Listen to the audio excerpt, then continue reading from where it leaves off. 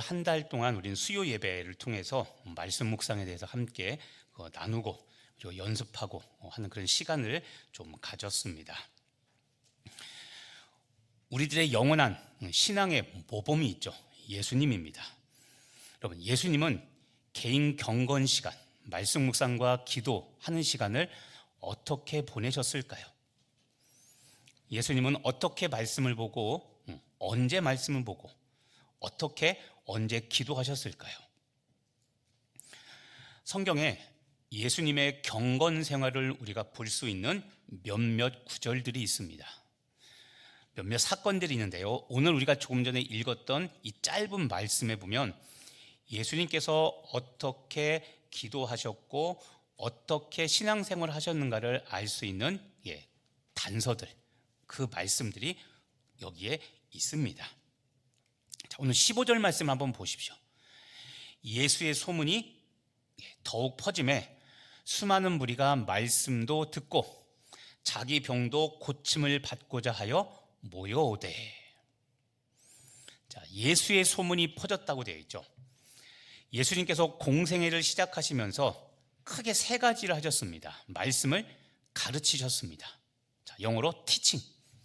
그리고 천국 복음을 전파하셨습니다. 전도, 프리칭. 그리고 모든 병과 모든 약한 것을 고치셨습니다. 힐링. 자, 가르침, 그다음에 전도, 그리고 치유, 고침. 이 세 가지가 예수님께서 공생애를 사시는 동안 주로 하셨던 메인, 주요한 사역 세 가지입니다. 이 사역들을 펼치시자 실제 사람들이 예수님의 말씀을 듣고 회복이 되었고, 예수님이 전하시는 복음을 듣고 구원받았고, 그리고 마음이 아픈 사람, 그리고 육체가 아픈 사람, 또 선천적인 장애를 가진 사람들, 이런 사람들이 치유되는 역사가 펼쳐졌습니다. 그래서 사람들이 몰려들었던 겁니다. 이 15절 말씀 다시 한번 주목해서 보시면, 수많은 무리가, 이 예수님의 소문을 듣고 그래서 수많은 무리가 예수님께 모여들었습니다. 자, 지금 예수님이 처한 상황은 수많은 사람들이 모여들어서 매우 복잡하고 그리고 아주 예수님께서 분주한 상황이 지금 만들어졌습니다. 자, 보시면 수많은 무리가 모였는데 두 부류입니다. 말씀을 듣고자 하는 사람, 그리고 자기 병도 지금 고침을 받고자 하는 사람. 얼마나 많은지 수많은 그냥 사람이라고 표현되어 있습니다. 자, 말씀을 듣고 위로받아 좀 회복되길 원하는 사람, 그리고 병이라고 되어 있는 마음의 병, 육체의 병, 선천적인 모든 불치의 병을 가진 사람들이 모여들어서 지금 예수님 앞에는 수많은 군중들로 가득 차게 되었습니다. 자, 그럼 여쭤보겠습니다. 여러분이 예수님이라면 지금 이 상황에서 어떤 일을 하실 것 같습니까? 말씀을 듣고자 하는 사람, 병고침을 받고자 하는 사람이 셀 수 없는 사람들이 많이 있습니다. 자, 여러분들은 어떻게 하시겠습니까? 저 같으면 줄을 서시오 하거나, 요즘 언어로 하면 자, 번호표 뽑으세요. 번호표 보시고 1번 들어오세요. 1번 들어오세요. 이랬을 것 같아요. 너무나 많은 사람들이 있으니까. 그렇죠? 자, 그런데 예수님의 행보를 여러분 주목해서 보시길 바랍니다. 이렇게 분주하고 복잡할 때 예수님께서는 어떻게 하셨을까요? 자, 16절 우리 같이 한번 읽어보겠습니다. 예수는 물러가사 한적한 곳에서 기도하시니라. 예수님은 지금 수없이 많이 모인 수십 명, 수백 명, 수천 명이 되는 이 사람들을 앞에다 놓고 예수는 어떻게 하셨다고요? 물러가사. 이게 뭡니까? 뒤로 빠지셨다는 겁니다. 물러가사. 그리고 어디로 가셨습니까? 한적한 곳. 한적한 곳은 사람이 많을까요? 사람이 없을까요? 사람이 없죠. 자, 이 수많은 사람들을 앞에 놓고 뒤로 빠지신 다음에 사람이 없는 한적한 곳에 가셨습니다. 그리고 무엇 하셨습니까? 기도하셨죠. 자, 여러분, 이해가 되십니까, 이게? 말씀을 들으러 온 사람 중에는 답답해서 죽을 것 같은 사람이 반드시 있었을 것이고, 그렇죠? 병든 사람 중에는 응급환자, 정말 응급환자들도 분명히 있었을 겁니다. 많진 않아도 응급환자 분명히 있었겠죠. 그런데 예수님께서 어떻게 하셨습니까? 이 모든 사람들을 앞에 놓고 물러가사 어디로 가셨다고요? 한적한 곳. 눈앞에는 수천 명, 수백 명의 사람들이 있는데, 자, 한적한 곳에 가면 사람이 없죠. 그곳에 가셔서 혼자 편안하게 기도하십니다. 자, 여러분은 이 예수님의 모습이 이해가 되십니까?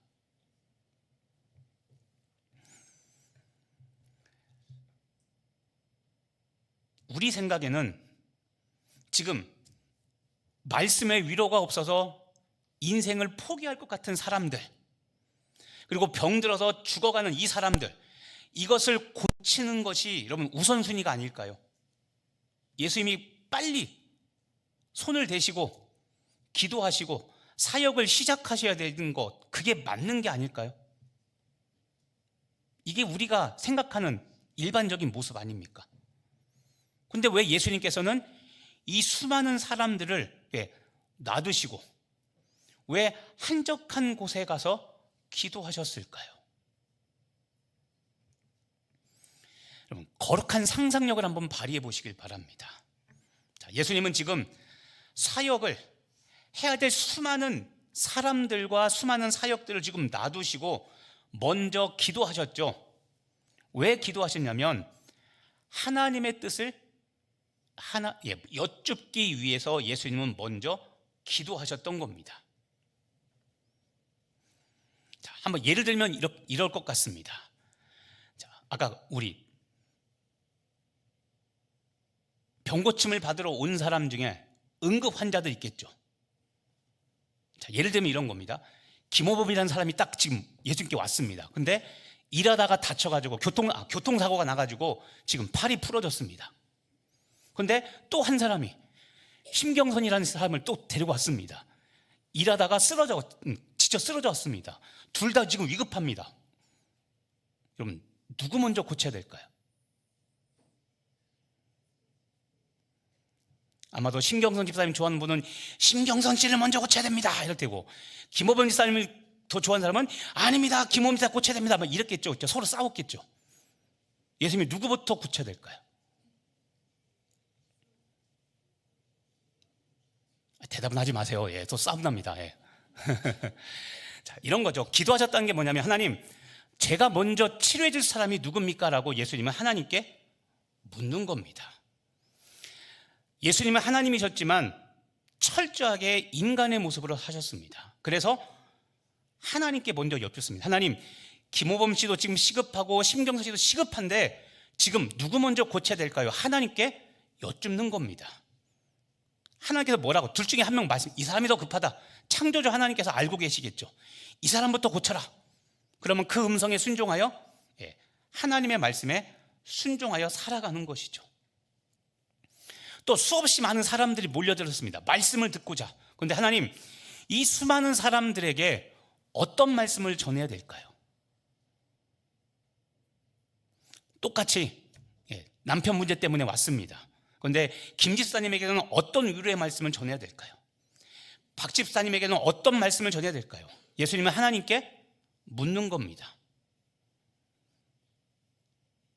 스스로 할 수 있지만 우리 신앙생활과 똑같죠. 내가 할 수 있고 내가 능력이 있고 내가 경험이 있지만 내가 하고 싶은 대로 하지 않고 하나님께 의중을, 하나님의 뜻을 먼저 묻는 겁니다. 또 하나님, 이 사람의 질병의 원인은 뭡니까? 신적인 능력을 발휘하면 알 수 있겠지만 예수님은 그렇게 하지 않고 철저히 사람, 인간의 모습으로 하나님께 여쭙는 겁니다. 성부 하나님, 이 사람 질병의 원인이 무엇이죠? 어떻게 고쳐야 될까요? 지난주 말씀 묵상하신 분도 알 겁니다. 여러분, 예수님께서 고치실 때 똑같이 고치지 않았습니다. 기억하십니까? 어떤 사람은 손을 얹어서, 손을 만져서 고치셨고, 또 어떤 사람은 그렇죠? 예. 그냥 권능으로, 말씀으로 고치시죠. 그렇죠? 똑같지 않았습니다. 하나님, 이 사람 병 고치는데 제가 안수할까요? 하나님이 그래, 안수해서 손을 얹어서 고쳐라.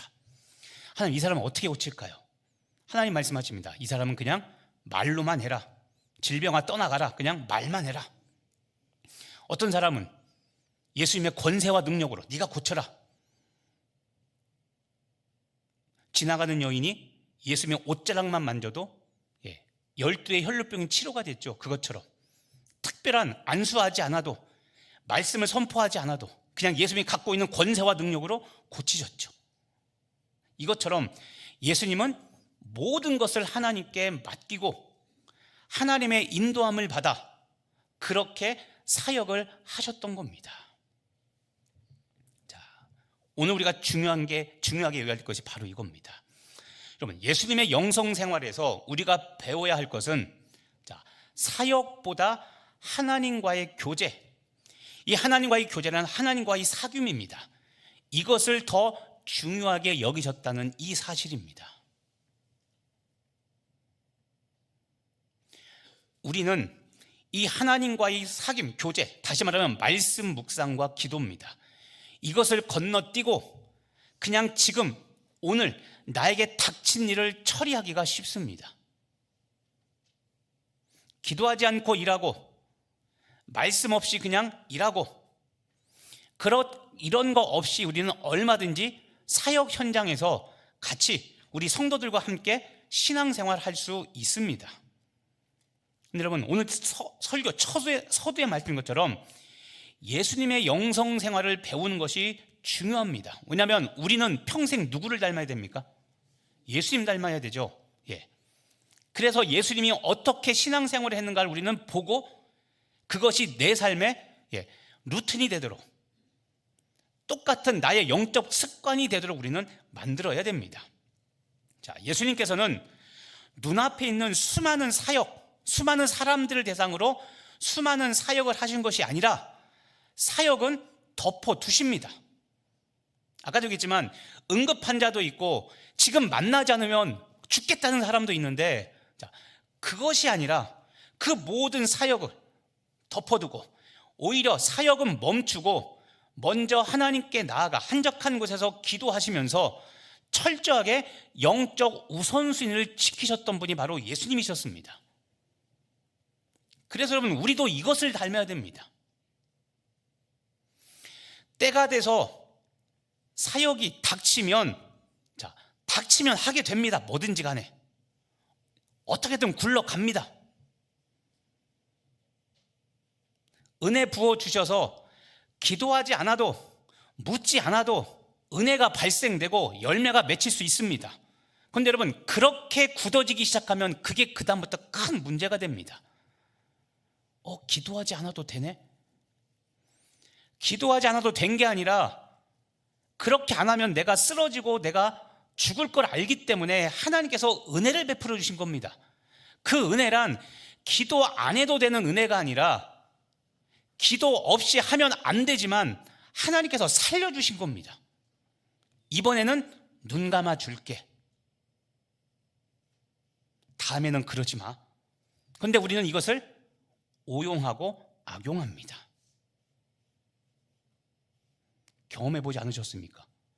기도 안 해도, 말씀 안 봐도 지금까지 잘 살았는데요. 그때도 회장 다 했는데요.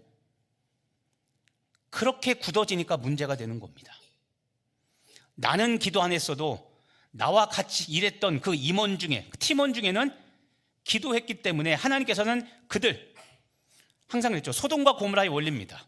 죄인 때문에 멸망하는 것이 아니라 소수의 의인 때문에 하나님은 살려주시는 겁니다. 은혜를 베풀어 주시는 겁니다. 근데 그거는 모른 채 기도 안 하고 말씀 묵상 안 하고 하나님과의 교제는 없이 그냥 그렇게 계속 신앙생활 해가는 겁니다. 그리고 보니 성숙되진 않았고 집사 몇십 봉, 권사 몇십 호봉 되는데 예전이나 지금이나 똑같거나, 아니면 성숙되지 않은 나의 모습을 보면서 이래도 되는가 고민하게 되죠.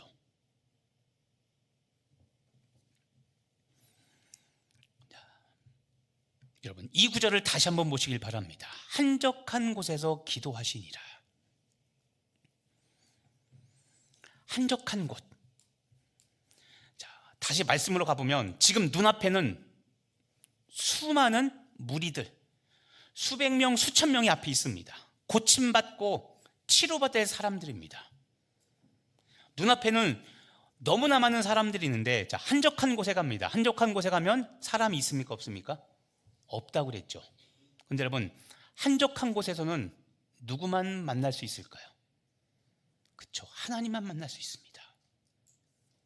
눈앞에는 사람들이 보이는데 한적한 곳에 가면 그 사람들은 안 보이고 하나님만 보입니다. 이건 사람을 무시하라는 것이 아니라 아까 했죠. 영적 우선순위입니다. 한적한 곳에 가야 됩니다. 그래야 하나님을 볼 수 있고 하나님만 볼 수 있고 하나님의 음성만 또렷이 들리게 됩니다. 이 한적한 곳을 다른 말로 하면 방해받지 않는 곳입니다. 방해받지 않는 곳. 자, 말씀 묵상과 기도를 하실 분들은 기억해야 됩니다. 방해받지 않는 곳, 방해받지 않는 장소를 만드셔야 됩니다. 집이든 어디든지 간에 가장 좋은 건 그래서 새벽기도 시간이죠. 사람이 많지 않고 말씀과 기도에만 집중할 수 있죠. 새벽기도를 하시면 되고, 자, 새벽기도가 남 어렵다라고 하시는 분은 그러면 집에서 하시면 됩니다. 대신 집은 그만큼 방해 요소가 많다는 것도 각오하고 하셔야 됩니다. 작정했습니다. 내일, 그래, 내일부터 내가 새벽엔 못 나가지만 집에서 하리라 굳건히 마음 먹었습니다. 6시에 일어나 거실 소파에 딱 앉았습니다. 말씀을 딱 펴고 찬송하고 말씀 펴려고 탁 했더니 손자 손녀도 그때 깹니다. 할아버지 할머니 내 품에 안깁니다. 그리고 계속 조잘조잘 떠듭니다. 자, 말씀 보고 기도할 수 있을까요? 없을까요? 없죠, 당연히. 그러면 거실을 떠나 방에서 나오시지 말든가. 자, 내가 좋아하는 장소가 아니라 방해받지 않는 장소와 시간을 마련해야 됩니다. 방해받지 않는 곳, 하나님과 나 사이에 어느 누구도 끼어들지 않고 하나님과 나 사이에 어느 것도 방해하지 않게 해야 됩니다. 남자분들 뉴스 좋아하죠. 여자분들 드라마 좋아하죠. TV 켜놓고 말씀 묵상하고 기도하면 될까요? 안 될까요? 어떤 분들은 잘 된다고 하는 분들이 있습니다. 연구 대상입니다. 잘 되더라도 아까 얘기했죠. 여러분, 하나님과 나 사이에 다른 어떤 것도 끼어들게 해서는 안 됩니다. 저는 음악을 듣지 않으면 말씀 묵상이 안 돼요. 전 이렇게 말씀드릴 겁니다. 음악이 우상인 겁니다. 하나님만으로 만족하지 못하고 뭔가 하나님과 나 사이에 자꾸 뭔가 끼어들어야 되죠. 그게 뭡니까? 그게 우상인 겁니다.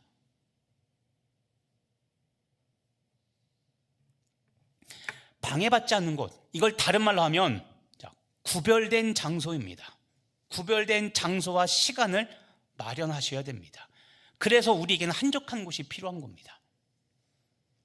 그러니까 예수님도 수많은 사람들이 앞에 있지만 그 사람들이 왜 불쌍히 여겨지는 마음이 없었겠습니까?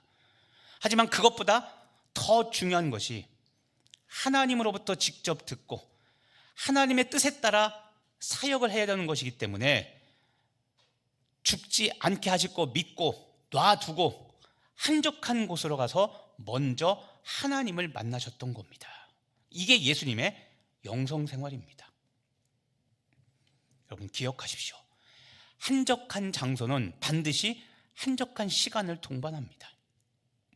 장소를 구별하는 일이 먼저입니다. 장소를 구별하면 그 한적한 곳은 당연히 한적한 시간이 되겠죠.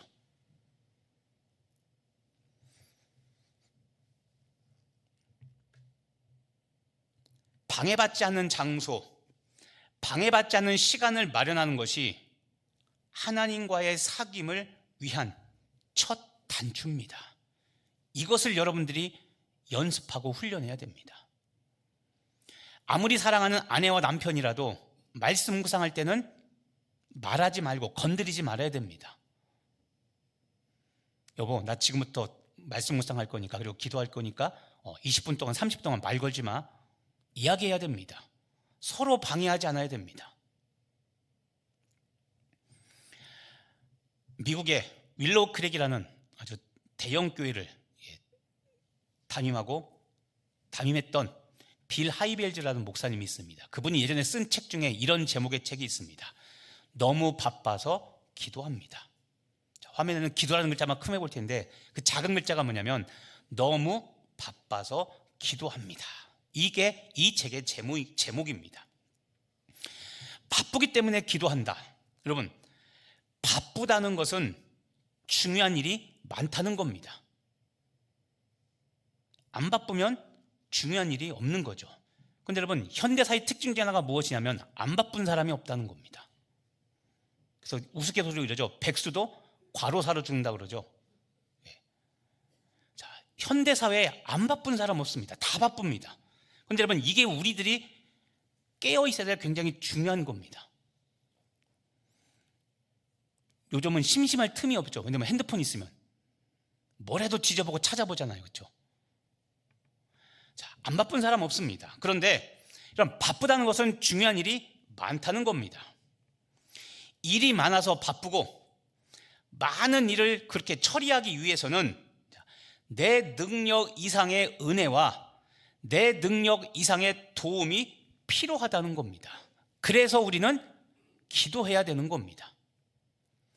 우리들의 착각이 특히 은사가 있는 분야나 경험이 있는 분야는 굳이 노력하지 않아도 잘할 수 있습니다.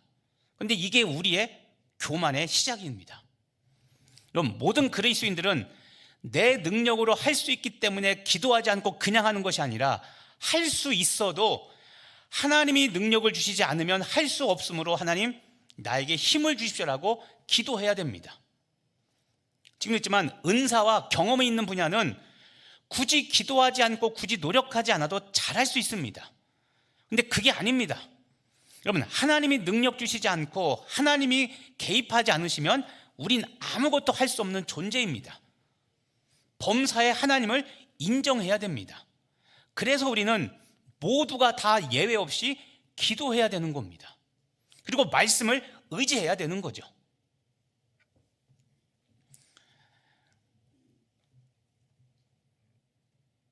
하나님과의 사귐, 하나님과의 만남을 위해서 여러분 한적한 장소와 시간을 마련하시는 여러분 되길 간절히 바랍니다.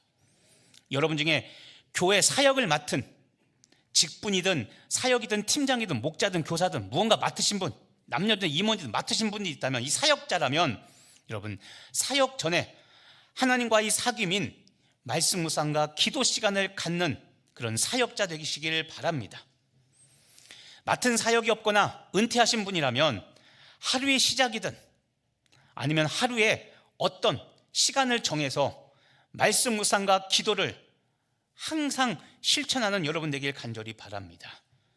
그래야 철을 따라 열매를 맺고 잎사귀가 마르지 아니하는 열매 맺는 나무가 될 줄로 믿습니다. 여러분, 다시 한번 권면합니다. 처리할 일이 너무 많아서 분주했던 예수님의 최종 선택이 무엇이었습니까?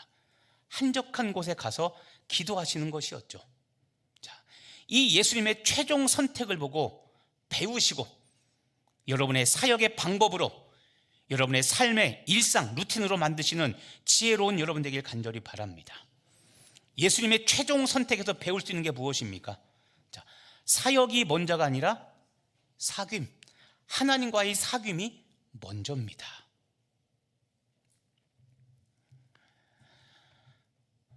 왜 사역보다 사귐, 이것이 먼저인가? 여러분, 한적한 장소를 마련해서 한적한 시간을 가져야 하나님의 때가 만들어지고 하나님의 역사가 이루어집니다. 자, 하나님의 때가 만들어진다고 그랬죠? 하나님의 때. 성경에서 여러분 시간을 의미하는 단어가 한 3가지 정도가 있습니다. 그중에 오늘 두 가지를 꼭 기억하시길 바랍니다. 작년 우리 시니어 목장 때도 했던 이야기입니다. 우리 시니어들은 이 정도입니다. 자, 크로노스라는 시간이 있습니다. 크로노스. 이게 무엇이냐면 일상에서 그냥 하루하루 흘러가는 시간을 크로노스라고 말합니다. 지금도 여러분 1초, 2초, 3초 시간 흘러가고 있죠. 그냥 이렇게 흘러가는 시간을 크로노스라고 말합니다. 그냥 흘러가는 시간이기 때문에 이거를 수평적인 시간 또는 우리가 사람의 시간이라고도 말합니다. 이 크로노스라는 이 시간은 중요한 의미가 있는데 무의미하지 않습니다. 자, 이 크로노스라는 그냥 흘러가는 이 시간은 우리가 하나님을 신뢰하면서 하루하루 순종과 충성을 연습하는 시간입니다. 매 순간마다 그때그때마다 하나님을 순종하고 하나님께 충성을 연습하는 시간이 크로노스라는 이 수평적인 시간입니다. 반면 또 다른 시간 하나가 있습니다. 성경에 보면은 크로노스가 아니라 이번에는 카이로스입니다. 자, 카이로스라는 시간은 어떤 거냐면 이것은 하나님이 역사하는 시간, 하나님께서 일하시는 시간입니다. 수평적으로 흘러가는 이 시간 속에 하나님께서 어느 때 역사하실 때 있죠. 그 하나님께서 역사하시는 그때 그 시간을 카이로스라고 말합니다. 그래서 수직적인 시간, 수평으로 흘러가는 동안에 역사하시는 그때, 그래서 수직적인 시간. 아까 크로노스는 사람의 시간이라고 말하는데 이 카이로스는 하나님의 시간이라고 말합니다. 다른 말로 하면 하나님의 뜻과 하나님의 마음을 보여주시는 때입니다. 그래서 하나님께서 개입하시죠. 하나님의 뜻과 하나님의 마음을 보여주시고 아까 하나님께서 일하시는 겁니다. 개입하시는 거죠. 그리고 우리의 기도에 응답하는 때, 응답하는 시간을 우린 카이로스라고 말합니다. 결정적인 순간이죠. 우리 한 달 동안 수요 예배 때 말씀 묵상 세미나 있죠. 그때 우리가 말씀을 읽으면, 반복해서 읽으면, 자, 말씀의 씨앗이라고 했죠. 제가 말씀의 씨앗. 말씀을 반복해서 읽으면 하나님께서 말씀의 씨앗을 주신다고 했습니다. 그 말씀의 씨앗이 뭐였습니까? 감동으로 나에게 주시는 단어, 구절, 말씀, 그렇죠? 또는 깨달아지는 말씀. 그리고 이미 알고 있었지만 오늘 새롭게 다가오는 깨달아지는 그런 말씀들이 있다고 했습니다. 또는 의문이 생기거나 더 알고 싶은 말씀, 왜 그럴까 도대체? 그럴 마음이 생길 때, 그때가 바로 카이로스의 시간인 겁니다. 말씀의 씨앗이 심기는 그때가 바로 하나님이 역사하시는 때입니다. 그래서 말씀 묵상을 하면 인생이 밋밋하지가 않습니다. 말씀을 묵상하면 하나님께서 카이로스의 때를 나에게 주시기 때문에 인생이 스펙타클해집니다. 인생이 다이나믹해집니다. 역동적으로 바뀝니다. 내가 말씀을 묵상하고 심겨진 말씀의 씨앗을 갖고 기도하면 언젠가 하나님께서 이 말씀의 씨앗을 이루십니다. 그래서 우리는 하나님이 살아계신 것을 직접적으로 경험하게 되고, 그래서 약속의 말씀이라는 것을 의지하게 되는 겁니다. 오늘 당장 그 말씀을 갖고 꼭 복준다가 아니라 내가 오늘 은혜 받은 그 말씀, 심어놓은, 내 영혼에 심어놓은 그 말씀은 언젠가 성령께서 물을 주고 싹이 피고 열매가 맺게 하는 그때, 그러니까 말씀을 먹어야 하나님이 역사하시고 개입하시고 하나님께서 일하시는 이 카이로스의 때가 만들어지는 겁니다. 그래서 말씀을 묵상하라는 겁니다. 예수를 믿어도 왜 변화가 없을까요? 말씀의 씨앗을 먹는 시간이 없었기 때문에 그렇습니다.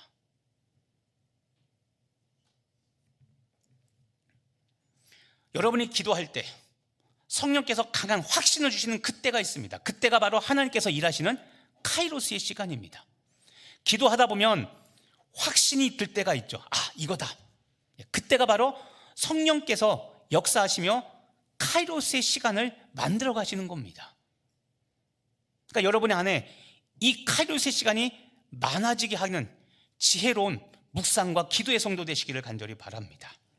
여러분 기억하십시오. 하나님은 일상, 크로노스를, 이 일상을 준비하게 해서 하나님의 특별한 일, 이 카이로스를 하나님께서는 행하시는 분이 바로 하나님이십니다. 그래서 말씀을 묵상하고 기도하라는 겁니다. 말씀 묵상과 기도를 위한 한적한 시간과 장소, 구별된 시간과 장소를 마련해서 항상 하나님의 역사를 경험하는 여러분 되길 간절히 바랍니다.